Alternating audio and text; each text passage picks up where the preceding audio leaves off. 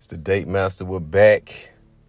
Shout out to all my people that's been coming and sending me the positivity. We're gonna talk about being a revolving door. As men, you're gonna have people that come in and out of your life.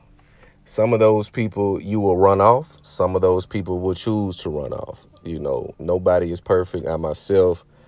I am guilty of damaging relationships by way of my personality. I have a unique personality. I'm kind of, you know, I'll treat you how you treat me. And, let's reciprocate. I'm going to respect you, whatever that may be. Whatever you draw the line at respect, that's where I'm going to respect you at. And if I do the same, I expect the same. But a lot of that time, you're not looked at in a certain light by every individual that you deal with. They're going to respect you on a different level, especially women. What women do when they are approaching a certain age, I did a video and it breaks down, and I may do it on YouTube. This was a Facebook Live video I did. I broke down the age groups of women that you will have the most difficulty dating. And as you notice, as you get older, women tend to play more games. And I said this, and a lot of people are under the impression that the younger women are going to be the ones playing the game. But I'm going to tell you why that's usually not the case, because the younger women are not as, and well, today it's a little different, but a while ago, younger women didn't have the liberty to play games because the social media was not abundant. The options, the self validation wasn't there. The a lot of the simping that you see, it wasn't present. They didn't have access to it. So when they attach to a man, they really attach to a man for that provision and protection and just that general initial attraction.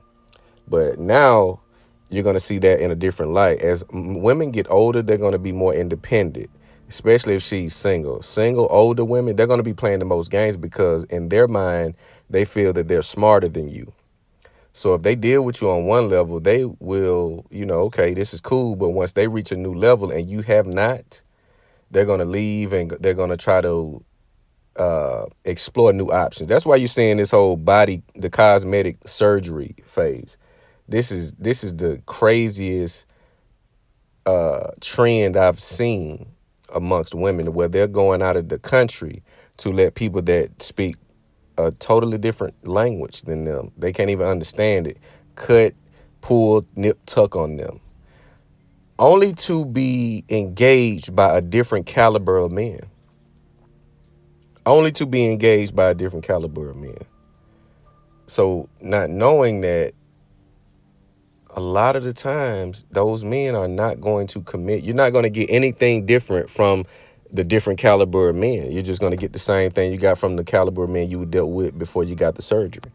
So what they'll do is, they get on a carousel. They want to ride it for a little bit. And they want to come back.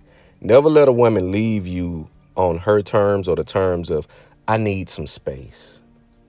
I just need some space. We need a break. What she's telling you is that she wants to go explore the options that she has sitting in the waiting room, aka the DM, Instagram, Snapchat, bundle, Tinder, all of that. She has a waiting room. They have a saying that a lot of women don't cheat, but they damn sure knows who has next.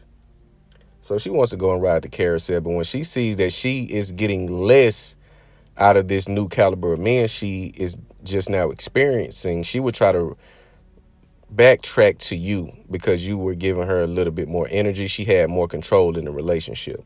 This is when you start hearing the closure. Well, we need to talk about why we ended. They start playing these colorful language games where they want to get closure, and they want it in person. They want the in-person interaction because they want to know if they still have that sexual attraction and that power over you.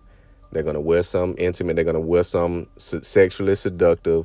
They're going to try to coerce you back into the relationship she just left because she found out that the grass was not greener. Never let a woman treat you as a revolving door. Once she leaves, she's gone forever, because this is literally and figuratively. She's going to leave and not come back the same. So the woman that left you and the woman that came back, they're going to be two different women. They're going to be two different women. So the saying is, it does hold true. Once a good girl's gone, she's gone forever, because she does not come back the same. So you're thinking you're getting the same woman that left you back. You're getting a totally different woman. I've dealt with this, and I tried. Okay, yeah, I was all in love and all of that, yada yada yada. But revisit maybe a year or two later, the chemistry was off. Even the scent of sex was off. The pH was off. You knew that she was intimate with other men. I knew this based upon the smell, the texture. I knew she was different. She was with different men. And it was like a wham bam, thank you, ma'am. And you sent her about her way. So these women don't understand that the more men that they have sex with, the more difficult it will be to pair bond. So they're thinking they're going to get that same chemistry, and even them, they realize it. They know it was different. They know it wasn't the same. They know it didn't have the passion and energy that it had prior to her departure.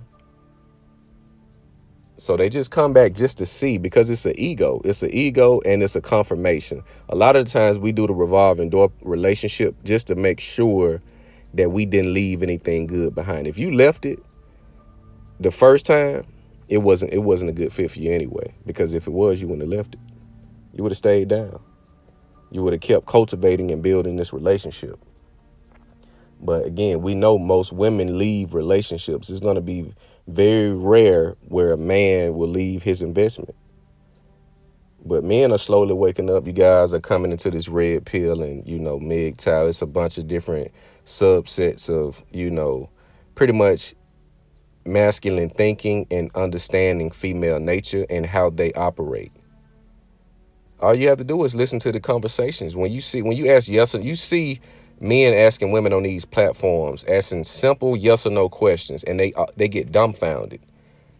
They're not dumbfounded at all. They're causing a diversion to conjure up a lie, because once you ask a logical question, it puts the woman on the spot, and you always notice that brief pause because it's rooted in logic. So they have to give a logical response.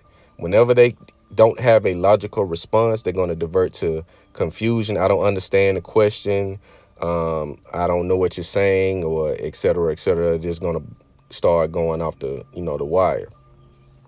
But this is something that you're going to deal with as you date, if you do not understand your value as a man. Even with your friendships, you're going to have friends that,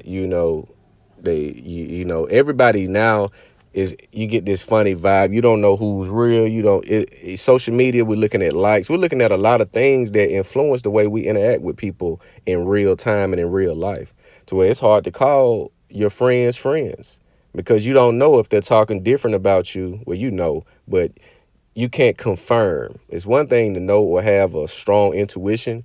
It's another thing to have receipts to actually validate with evidence that this person is not the same person that is texting you good morning or calling you on the phone every day.